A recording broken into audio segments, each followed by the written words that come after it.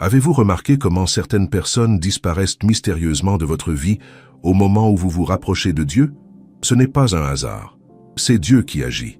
Mes bien-aimés, il existe un mystère profond dans la manière dont Dieu prépare nos vies pour les saisons à venir.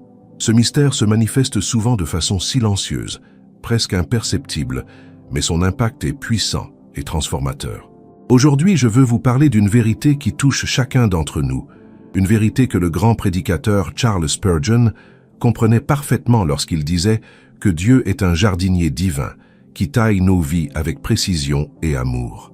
Combien d'entre vous ont vécu cette expérience troublante? Vous marchez avec Dieu, vous priez davantage, vous lisez sa parole avec une fin nouvelle, et soudainement, des relations que vous pensiez solides commencent à s'effriter. Des amitiés qui semblèrent éternelles deviennent distantes. Des personnes qui occupaient une place centrale dans votre quotidien disparaissent progressivement, comme des ombres qui s'évanouissent à la lumière du jour. Cette réalité peut sembler déconcertante, voire douloureuse. Nous nous demandons si nous avons fait quelque chose de mal, si nous avons offensé quelqu'un sans le savoir, ou si nous sommes en train de perdre des bénédictions. Mais laissez-moi vous révéler quelque chose de profond. Ce que vous percevez comme une perte est en réalité une préparation divine. Dieu n'enlève jamais quelque chose de votre vie sans avoir l'intention de vous donner quelque chose de meilleur. Charles Spurgeon, ce prince de la prédication qui a touché des millions d'âmes, comprenait cette vérité fondamentale. Il enseignait que Dieu ne travaille jamais de manière hasardeuse dans nos vies. Chaque mouvement, chaque changement, chaque départ est orchestré avec une sagesse qui dépasse notre entendement humain. Spurgeon lui-même a connu des saisons où Dieu a éloigné certaines personnes de sa vie pour le préparer à un ministère plus grand, plus profond, plus puissant. La parole de Dieu nous enseigne dans le livre des Proverbes, au chapitre 4, verset 23, « Garde ton cœur plus que toute autre chose, car de lui viennent les sources de la vie. » Mes amis, garder notre cœur signifie aussi être vigilant quant aux influences qui l'entourent. Dieu, dans sa miséricorde infinie, agit comme un berger protecteur qui éloigne les loups déguisés en brebis, les influences toxiques camouflées en amitié sincère. Permettez-moi de vous poser une question qui pourrait bouleverser votre perspective. Et si les personnes qui partent de votre vie n'étaient jamais destinées à faire partie de votre avenir? Et si leur présence, bien qu'agréable ou familière, constituait en réalité un obstacle à ce que Dieu veut accomplir en vous et à travers vous? Je vois tant de croyants qui s'accrochent désespérément à des relations que Dieu essaie délicatement de retirer de leur vie. Ils pleurent, ils supplient, ils font tout leur possible pour maintenir ces connexions, sans réaliser qu'ils résistent à l'œuvre même de Dieu. C'est comme si un patient refusait l'intervention chirurgicale nécessaire par peur de la douleur temporaire, ignorant que cette intervention pourrait lui sauver la vie. L'apôtre Paul nous rappelle dans la deuxième épître aux Corinthiens, chapitre 6, versets 14 à 15, « Ne vous mettez pas avec les infidèles sous un joug étranger. Car quel rapport y a-t-il entre la justice et l'iniquité? Ou qu'y a-t-il de commun entre la lumière et les ténèbres? » Ces paroles ne sont pas une invitation à l'isolement, mais un appel à la sagesse relationnelle. Dieu nous appelle à discerner qui peut marcher avec nous dans la saison où il nous conduit. La vérité que je dois vous transmettre aujourd'hui est celle-ci. Dieu éloigne certaines personnes de votre vie, non pas pour vous punir, mais pour vous protéger et vous préparer. Il le fait silencieusement, sans fanfare, sans drame, parce qu'il est un Dieu d'ordre et de paix.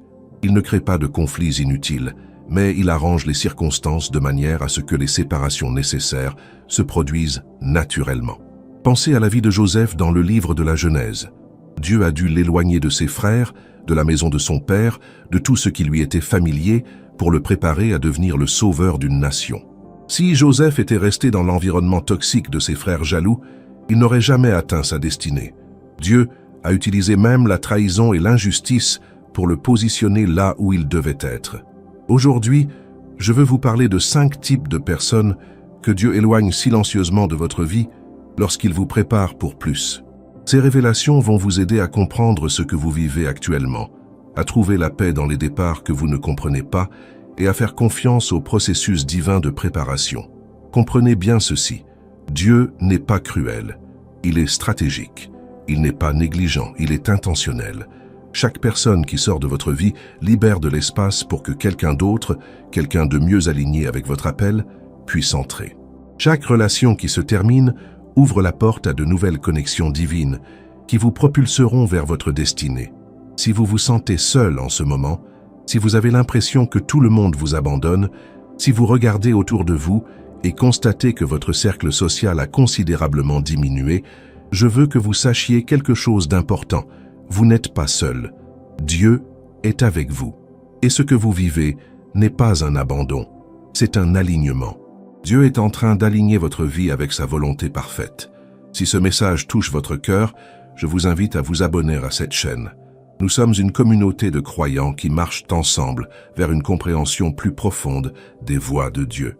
Et si vous voulez approfondir votre intimité avec le Seigneur, j'ai préparé un guide qui pourrait transformer votre vie spirituelle. Notre e-book 21 jours pour restaurer votre intimité avec Dieu est disponible dans le lien du premier commentaire épinglé. Ce n'est pas simplement un livre, c'est un compagnon de voyage vers une relation plus profonde avec votre Créateur. La première catégorie de personnes que Dieu éloigne de votre vie, ce sont les vampires émotionnels. Vous savez de qui je parle. Ces personnes qui drainent votre énergie spirituelle chaque fois que vous êtes en leur présence. Après une conversation avec elles, vous vous sentez épuisé, vidé, comme si quelqu'un avait aspiré toute votre joie et votre paix. Ces individus ont une capacité extraordinaire à transformer chaque conversation en une session de plaintes interminable. Ils ne cherchent jamais de solution, seulement de la sympathie. Ils ne veulent pas de conseils, seulement une audience pour leur drame perpétuel. Leur vie est un cycle sans fin de problèmes qu'ils refusent de résoudre, et ils veulent vous entraîner dans ce tourbillon de négativité. La Bible nous met en garde contre de telles influences. Dans le livre des Proverbes au chapitre 22, versets 24 et 25, il est écrit « Ne fréquente pas l'homme colérique, ne va pas avec l'homme violent, de peur que tu ne t'habitues à ses sentiers et qu'ils ne deviennent un piège pour ton âme. » Ces paroles divines nous enseignent que nous absorbons l'énergie et les attitudes des personnes avec lesquelles nous passons du temps. Lorsque Dieu vous prépare pour une nouvelle saison, il a besoin que votre esprit soit libre, dégagé, capable de recevoir ses instructions clairement. Comment pouvez-vous entendre la voix douce et subtile du Saint-Esprit si votre esprit est constamment bombardé par les complaintes et les négativités d'autrui? Comment pouvez-vous discerner la direction divine si votre paix intérieure est constamment perturbée? J'ai vu tant de personnes manquer leur moment divin parce qu'elles étaient trop occupées à gérer les crises émotionnelles de quelqu'un d'autre. Elles avaient un appel sur leur vie, une destinée à accomplir, mais elles ont sacrifié leur temps, leur énergie et leurs ressources émotionnelles pour des personnes qui ne voulaient même pas changer. Dieu, dans sa sagesse infinie, commence à créer une distance entre vous et ces vampires émotionnels. Peut-être remarquez-vous qu'ils ne vous appellent plus aussi souvent. Peut-être que vos emplois du temps ne correspondent plus. Peut-être qu'ils ont trouvé quelqu'un d'autre sur qui déverser leurs problèmes. Ne le prenez pas personnellement. Reconnaissez-y la main de Dieu qui vous libère. Le prophète Ésaïe nous déclare au chapitre 43, versets 18 et 19, « Ne pensez plus aux événements passés et ne considérez plus ce qui est ancien. Voici, je vais faire une chose nouvelle sur le point d'arriver. Ne la connaîtrez-vous pas? Je mettrai un chemin dans le désert et des fleuves dans la solitude. » Dieu veut faire du nouveau dans votre vie, mais vous devez lâcher l'ancien. La deuxième catégorie de personnes que Dieu éloigne, ce sont les critiques chroniques. Ces individus qui trouvent toujours quelque chose de négatif à dire sur vos projets, vos rêves, vos aspirations. Ils se présentent comme des réalistes, mais en vérité, ce sont des tueurs de vision. Chaque fois que vous partagez une idée que Dieu a mise dans votre cœur, ils trouvent 1000 raisons pour lesquelles cela ne fonctionnera pas. Ces personnes opèrent sous le déguisement de la prudence et de la sagesse, mais leur véritable nature est révélée par le fruit qu'elles produisent dans votre vie. Après avoir parlé avec elles, vous vous sentez découragé, vous doutez de vous-même, vous remettez en question ce que Dieu vous a clairement montré. Ils plantent des graines de doute là où Dieu a planté des graines de foi. Rappelez-vous l'histoire des 12 espions envoyés par Moïse pour explorer la terre promise dans le livre des Nombres au chapitre 13. 10 d'entre eux sont revenus avec un rapport négatif, terrifiant le peuple avec leurs paroles de découragement. Seuls Josué et Caleb ont cru que Dieu pouvait leur donner la victoire. Les 10 espions critiques ont condamné toute une génération à errer dans le désert pendant 40 ans. Les critiques chroniques dans votre vie peuvent vous empêcher d'entrer dans votre terre promise. Leurs paroles négatives peuvent retarder votre destinée de plusieurs années si vous leur accordez trop d'importance. C'est pourquoi Dieu dans sa miséricorde, commence à les éloigner lorsqu'il vous prépare pour quelque chose de plus grand. Vous remarquerez peut-être que ces personnes deviennent moins accessibles, vos conversations deviennent moins fréquentes. Leur influence sur vos décisions diminue progressivement. C'est Dieu qui crée cette distance protectrice. Il ne veut pas que leur incrédulité contamine votre foi. Il ne veut pas que leur vision limitée restreigne votre potentiel illimité en Christ. L'apôtre Paul nous exhorte dans l'Épître aux Philippiens, chapitre 4, verset 8, « Au reste, frères, que tout ce qui est vrai, tout ce qui est honorable, tout ce qui est juste, tout ce qui est pur, tout ce qui est aimable, tout ce qui mérite l'approbation, ce qui est vertueux et digne de louange, soit l'objet de vos pensées. » Comment pouvons-nous garder nos pensées sur ces choses nobles si nous sommes constamment exposés à la critique et au négativisme? La troisième catégorie de personnes que Dieu éloigne, ce sont les jaloux déguisés. Voici peut-être le groupe le plus dangereux, car leur toxicité est souvent cachée sous un masque d'amitié. Ces personnes sourient à votre visage, mais célèbrent secrètement vos échecs. Elles vous félicitent en public, mais murmurent contre vous en privé. Elles prétendent être heureuses de vos succès, mais ressentent une douleur intérieure chaque fois que vous progressez. La jalousie est un cancer spirituel qui détruit les relations de l'intérieur. Elle commence comme une petite graine d'envie, mais elle grandit jusqu'à devenir un arbre toxique qui empoisonne tout ce qu'elle touche. Les personnes jalouses ne peuvent pas célébrer votre élévation parce qu'elles la perçoivent comme leur propre diminution. Votre victoire leur semble être leur défaite. Souvenez-vous de l'histoire de Saül et David, dans le premier livre de Samuel. Saül aimait David au début, mais dès que les femmes ont chanté que David avait tué ses 10 milliers, tandis que Saül n'avait tué que ses 1000, la jalousie s'est emparée du cœur de Saül. Cette jalousie l'a transformé d'un protecteur en un persécuteur, d'un mentor en un meurtrier potentiel. Dieu voit les cœurs, il connaît les intentions cachées. Il discerne la jalousie même quand elle se cache derrière des sourires et des compliments. Et lorsqu'il vous prépare pour une promotion, il ne peut pas permettre que des personnes jalouses restent dans votre cercle intime. Leur présence mettrait en danger non seulement votre paix, mais aussi votre destinée. Vous commencerez à remarquer que ces jaloux déguisés deviennent étrangement distants. Ils arrêtent de vous appeler. Ils évitent les rassemblements où vous serez présent. Leurs messages deviennent brefs et impersonnels. Ce n'est pas vous qui changez, c'est Dieu qui révèle leur véritable nature et qui crée une séparation nécessaire pour votre protection. Le livre des Proverbes nous avertit au chapitre 27, verset 4. « La fureur est cruelle et la colère impétueuse, mais qui résistera devant la jalousie ?» La jalousie est présentée ici comme plus dangereuse que la fureur et la colère combinées. C'est une force destructrice qui ne connaît pas de limites, et Dieu ne vous exposera pas à ce danger lorsqu'il vous prépare pour votre élévation. Comprenez que ces personnes ne sont pas nécessairement de mauvaises personnes dans leur essence. Elles sont simplement blessées, insécurisées, et elles n'ont pas encore fait la paix avec leur propre parcours. Mais leur guérison n'est pas votre responsabilité. Vous ne pouvez pas sacrifier votre destinée sur l'autel de leur insécurité. Vous devez avancer, même si cela signifie avancer seul pour un temps.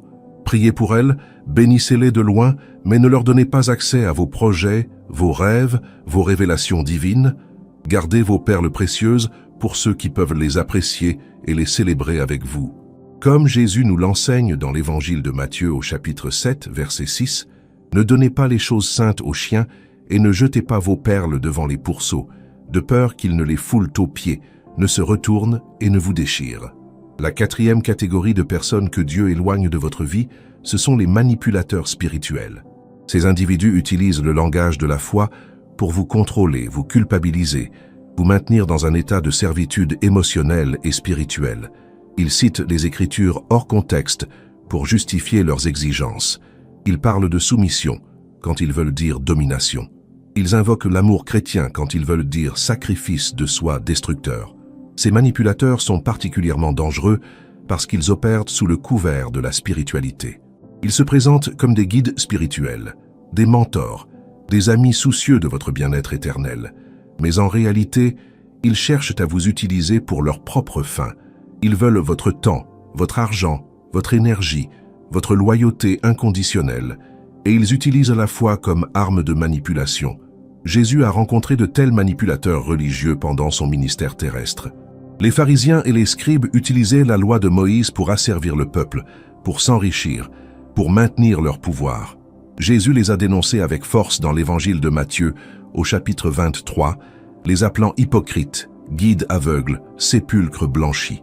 Dans ce même chapitre, au verset 4, Jésus dit des leaders religieux de son époque: « Ils lient des fardeaux pesants et les mettent sur les épaules des hommes, mais ils ne veulent pas les remuer du doigt. » Voilà la caractéristique des manipulateurs spirituels. Ils imposent des charges que même eux ne portent pas. Ils exigent des autres ce qu'ils ne s'exigent pas à eux-mêmes. Lorsque Dieu vous prépare pour une nouvelle saison de liberté et d'authenticité spirituelle, il doit vous libérer de ces manipulateurs. Il commence à ouvrir vos yeux pour que vous voyiez leur véritable nature. Des comportements que vous excusiez auparavant deviennent soudainement clairs et inacceptables. Des paroles qui vous semblaient pieuses révèlent maintenant leur caractère manipulateur. Dieu crée des situations où ces personnes se révèlent elles-mêmes. Peut-être qu'elles réagissent avec colère quand vous établissez des limites saines. Peut-être qu'elles vous accusent de rébellion quand vous commencez à penser par vous-même. Peut-être qu'elles menacent de retirer leur amitié ou leur soutien si vous ne vous conformez pas à leurs attentes. Toutes ces réactions révèlent leur vrai caractère et facilitent la séparation que Dieu orchestre. L'apôtre Paul nous met en garde dans la deuxième épître aux Corinthiens, chapitre 11, versets 13 à 15. « Ces hommes-là sont de faux apôtres, des ouvriers trompeurs, déguisés en apôtres de Christ. Et cela n'est pas étonnant, puisque Satan lui-même se déguise en ange de lumière. Il n'est donc pas étrange que ces ministres aussi se déguisent en ministres de justice. Pas tout ce qui brille de spiritualité n'est véritablement de Dieu. Ne vous sentez pas coupable de vous éloigner de ces manipulateurs spirituels. Ne laissez personne vous convaincre que vous abandonnez la foi ou que vous devenez rebelle parce que vous refusez d'être contrôlé. La véritable foi libère, elle n'asservit pas. Le véritable amour respecte, il ne manipule pas. La véritable spiritualité élève, elle n'écrase pas. La cinquième et dernière catégorie de personnes que Dieu éloigne de votre vie, ce sont ceux qui appartiennent à votre passé et non à votre avenir. Ces personnes peuvent être bonnes, aimables, sincères, mais elles sont connectées à une version de vous qui n'existe plus. Elles vous connaissent selon votre ancienne identité, vos anciennes faiblesses, vos anciens échecs, et elles ne peuvent pas vous voir dans votre nouvelle dimension. Ces personnes rappellent constamment qui vous étiez, pas qui vous devenez. Elles racontent les mêmes vieilles histoires sur vos erreurs passées. Elles vous traitent selon vos anciennes limitations. Elles ne croient pas en votre transformation parce qu'elles sont elles-mêmes restées stagnantes. Leur présence dans votre vie devient un poids qui vous tire constamment vers le passé, alors que Dieu vous appelle vers l'avenir. Pensez à l'expérience de l'apôtre Pierre. Avant sa rencontre transformatrice avec Jésus, il s'appelait Simon, un simple pêcheur impulsif et instable. Mais Jésus l'a appelé Pierre, qui signifie rocher, prophétisant sa future solidité et son leadership. Si Pierre était resté entouré uniquement de personnes qui le connaissaient comme Simon le pêcheur instable, aurait-il pu devenir Pierre le rocher sur lequel l'Église serait bâtie? Dans l'évangile de Jean au chapitre 21, après sa restauration, Jésus demande 3 fois à Pierre s'il l'aime, effaçant ainsi symboliquement ses 3 reniements. C'était une nouvelle naissance, une nouvelle identité, une nouvelle mission. Pierre devait laisser derrière lui non seulement ses échecs, mais aussi tous ceux qui l'enfermaient dans son ancienne identité. Dieu fait la même chose dans votre vie aujourd'hui. Il vous a donné une nouvelle identité en Christ. La deuxième épître aux Corinthiens, chapitre 5, verset 17, proclame « Si quelqu'un est en Christ, il est une nouvelle création. Les choses anciennes sont passées. Voici, toutes choses sont devenues nouvelles. » Mais comment pouvez-vous vivre comme une nouvelle création si vous êtes constamment entouré de personnes qui vous traitent selon votre ancienne nature? Ces personnes du passé ne sont pas forcément toxiques ou malveillantes. Elles peuvent même vous aimer sincèrement, mais leur amour est basé sur qui vous étiez, pas sur qui Dieu vous appelle à être. Leur affection est ancrée dans des souvenirs partagés qui appartiennent à une saison révolue. Leur compréhension de vous est limitée par leur propre manque de croissance spirituelle. Lorsque Dieu commence à vous éloigner de ces personnes, vous ressentirez peut-être de la nostalgie, de la tristesse, un sentiment de perte. C'est normal et humain. Mais ne confondez pas ces émotions avec un signe que vous devez revenir en arrière. La nostalgie peut être un piège qui vous empêche d'avancer vers votre destinée. Les Israélites dans le désert voulaient retourner en Égypte chaque fois qu'ils faisaient face à des difficultés, oubliant qu'ils y étaient esclaves. Le prophète Jérémie nous transmet cette parole puissante de Dieu au chapitre 29, versets 11 à 13. « Car je connais les projets que j'ai formés sur vous, dit l'Éternel, projets de paix et non de malheur, afin de vous donner un avenir et de l'espérance. Vous m'invoquerez, et vous partirez. Vous me prierez, et je vous exaucerai. Vous me chercherez et vous me trouverez, si vous me cherchez de tout votre cœur. » Remarquez que Dieu parle de projet, d'avenir, d'espérance. Tout cela regarde vers l'avant, pas vers l'arrière. Pour recevoir ce que Dieu a préparé pour votre avenir, vous devez parfois lâcher ce qui appartenait à votre passé, aussi confortable ou familier que cela puisse être. Abraham a dû quitter sa terre natale, sa parenté, la maison de son père pour aller vers un pays que Dieu lui montrerait. Il a dû laisser le connu pour l'inconnu, le familier pour le promis. Maintenant que nous avons identifié ces 5 catégories de personnes que Dieu éloigne silencieusement de votre vie, permettez-moi de vous partager quelques vérités essentielles pour naviguer cette saison de transition avec sagesse et foi. Premièrement, comprenez que ces départs ne sont pas des punitions, mais des promotions. Dieu ne vous retire pas quelque chose par cruauté, mais par amour stratégique. Il fait de la place pour de meilleures connexions, des relations plus saines, des amitiés qui vous propulseront vers votre destinée. Deuxièmement, ne résistez pas au processus. J'ai vu trop de croyants s'accrocher désespérément à des relations que Dieu essayait de retirer de leur vie. Ils supplient, ils pleurent, ils font tout leur possible pour maintenir ces connexions, sans réaliser qu'ils luttent contre Dieu lui-même. Quand Dieu ferme une porte, n'essayez pas de l'enfoncer. Quand il coupe un lien, ne tentez pas de le renouer. Faites confiance à sa sagesse supérieure. Le livre des Proverbes au chapitre 3, versets 5 et 6 nous exhorte « Confie-toi en l'Éternel de tout ton cœur et ne t'appuie pas sur ta sagesse. Reconnais-le dans toutes tes voies et il aplanira tes sentiers. » Votre compréhension est limitée, mais la sagesse de Dieu est infinie.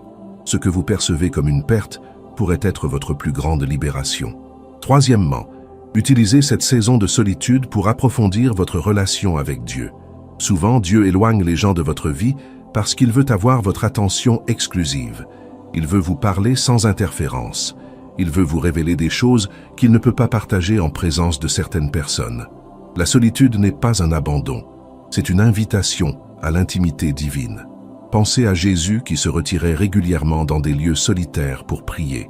Pensez à Moïse qui a passé 40 ans dans le désert avant que Dieu ne l'appelle à délivrer Israël.